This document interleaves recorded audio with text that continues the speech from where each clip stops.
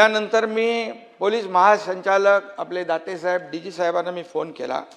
Phone केल्यानंतर मी त्यांना सांगितलं अशी अशी घटना त्या ठिकाणी अशी अशी निवडणूक आहे आणि मला थोडी शंका आहे की तिथले पोलीस अधीक्षक हे 2 मतदार जे आहेत, कारण बहुमत इकडे या बाजूला होतं शंभूराज देसाई, मकरंद पाटील आणि या सगळ्यांकडे, आणि हे मतं कमी करण्यासाठी आणि त्या निवडणुकीमध्ये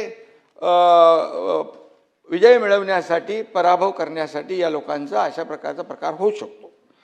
तर डीजीनी त्यांना फोन केला आणि डीजी मला म्हणाले, मी त्यांना फोन केला, मी तुषार जोशी यांच्याकडे खात्री देखील केली की मला डीजी साहेबांचा फोन आलेला आहे आणि मी कुठल्याही परिस्थितीमध्ये अशा प्रकारचं याला मतदानापासून आमचे लोक थांबवणार नाहीत. मी त्यांना सांगितलं तुमचे लोक तिकडे गेटवर थांबलेले आहेत अशी आमच्या लोकांनी माहिती दिलेली आहे, तर तुम्ही त्यांना सूचना द्या, इन्स्ट्रक्शन द्या की मतदान झाल्यानंतर तुम्हाला जी काही कार्यवाही करायची ती करू शकता तुम्ही, परंतु मतदानापासून वंचित ठेवणं हा गुन्हा आहे आणि मतदानापासून वंचित ठेवणं हा लोकशाहीचा खून आहे आणि लोकशाहीचा गळा घोटण्याचं काम बिलकुल करू नका, अशा प्रकारचं मी त्यांना सांगितलं.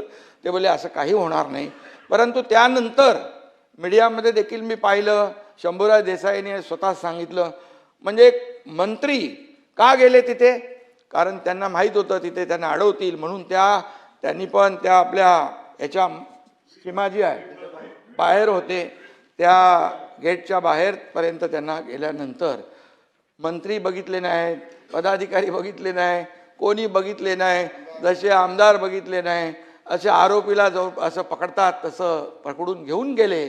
आणि त्या ठिकाणी घेऊन गेल्यानंतर ते 2 लोक, बरं ते 2च कसे काय मग मतदार त्यांनी पकडले, 2च मतदार जे आहेत ते त्यांना घेऊन गेले आणि त्यांना निवडणूक, मी पुन्हा फोन केला त्यांना डीजींना, डीजी म्हणाले असं होणार नाही. मी बोला होणार काय नाही, निवडणूक पूर्णपणे पार पडते तिकडे, निवडणूक पार पडल्यानंतर तुम्ही त्यांना सोडून काय उपयोग आहे.